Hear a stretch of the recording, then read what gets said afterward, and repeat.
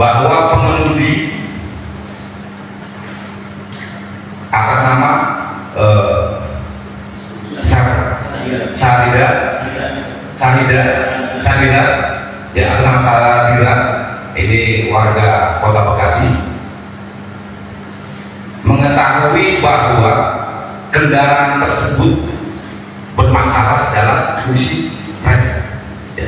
Ini hasil keterangan dari pengemudi maupun dari saksi-saksi lain. Ya. Khususnya penumpang yang saat itu berada dalam bus yang terlibat kecelakaan. Ya. Dibuktikan 2 kali bus ini dicoba untuk diperbaiki remnya. Yang pertama di Tanjung Perahu, ya, dilakukan oleh mekanik saudara Nanang yang dipanggil oleh saudara Firman atas permintaan dari pengemudi. Perbaikan yang dilakukan adalah memperkecil jarak atau celah kanvasnya. Setelah kendaraan melaju, permasalahan itu timbul kembali di rumah makan Bang Jun. Dicoba kembali perbaikan langsung oleh kenek dan pengemudi. Ya, mencoba untuk memperbaiki o-ring atau kita kenal apa, seal ya, karet itu di apa namanya, di o-ringnya kantong udara reservoir, ya kalau nggak salah ya, mencoba untuk memperbaiki dengan meminjam seal kepada atau o-ring tadi kepada pengemudi lain. Tapi karena o-ring ini tidak cocok ukuran, sehingga perbaikan itu tidak jadi dilakukan dan pengemudi tetap melanjutkan perjalanannya sampai akhirnya terjadi kecelakaan lalu lintas. Ya, ini fakta yang kedua.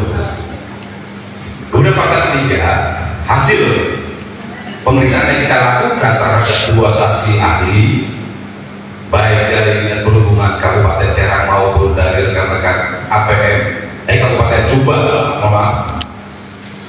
maupun APM, ditemukan berikut juga ditambah dengan surat atau dokumen hasil pajak. Ditemukan fakta-fakta yang pertama, di dalam kantong atau ruang udara kompresor ini ditemukan campuran oli dan air. Harusnya ruang udara kompresor ini hanya berisi udara saja, tidak boleh ada campuran baik oli maupun air. Kenapa bisa timbul air? Karena ada proses pengembunan atau kondensasi yang ditimbulkan karena adanya uap air di udara yang bertemu dengan permukaan yang lebih dingin. Ya, ini proses pengembunan atau kondensasi. Kemudian kenapa sampai muncul oli di dalam tabung udara kompresor? Karena terjadi kebocoran o-ring, ya, kebocoran o-ring di relay power.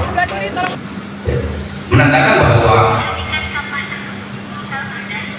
perawatan ini kurang dilakukan secara rutin. Kemudian fakta kedua, hasil pemeriksaan keterangan saksi maupun surat hasil pemeriksaan cek, oli pada kendaraan bus yang terlibat kecelakaan sudah berwarna keruh. Ini menunjukkan bahwa oli ini sudah tidak diganti dalam kurun waktu yang cukup lama. Kemudian dilakukan tes oil indikator oleh rekan-rekan kita Dinas Perhubungan, ditemukan bahwa di dalam minyak rem tersebut terdapat kandungan air yang melebihi 4%. Batas maksimal adalah 4%. Ini sudah melebihi 4% dengan indikator tes oil indikator ini lampu merahnya menyala. Lihat kakak sekalian. Kemudian fakta ketiga,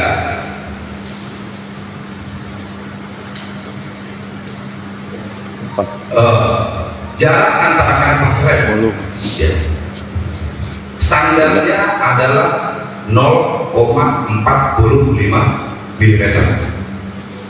Hasil pemeriksaan tadi kita temukan fakta bahwa jarak atau celah kanvas rem ini berada pada 0,3 mm. Artinya di bawah dari standar ya, yang ditentukan oleh APM. Kemudian terakhir fakta keempat, ini cukup krusial rekan-rekan sekalian. Terjadi kebocoran di dalam ruang relay valve dan sambungan antara relay valve dengan booster. Kenapa ini bisa terjadi? Karena ada o-ring ini yang sudah halus atau rusak, sehingga sambungan ini tidak tertutup dengan rapat. Ini yang mengakibatkan tekanan udara angin rem ini berkurang, sehingga booster sebagai penggerak hidrolik piston tidak menghasilkan brake force atau kekuatan rem yang cukup maksimal kepada 4 loss. Ya, kita rekan-rekan sekalian, ada 4 faktor tadi ya. Yang pertama adalah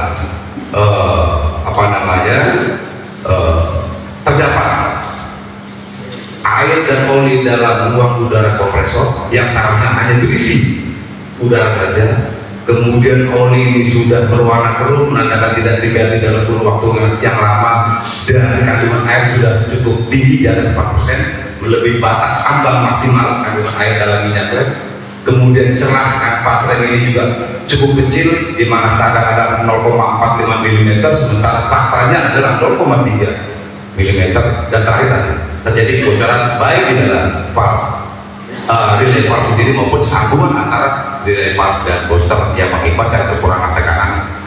Ini rekan-rekan sekalian ya. Download Tribun X sekarang, menghadirkan lokal menjadi Indonesia.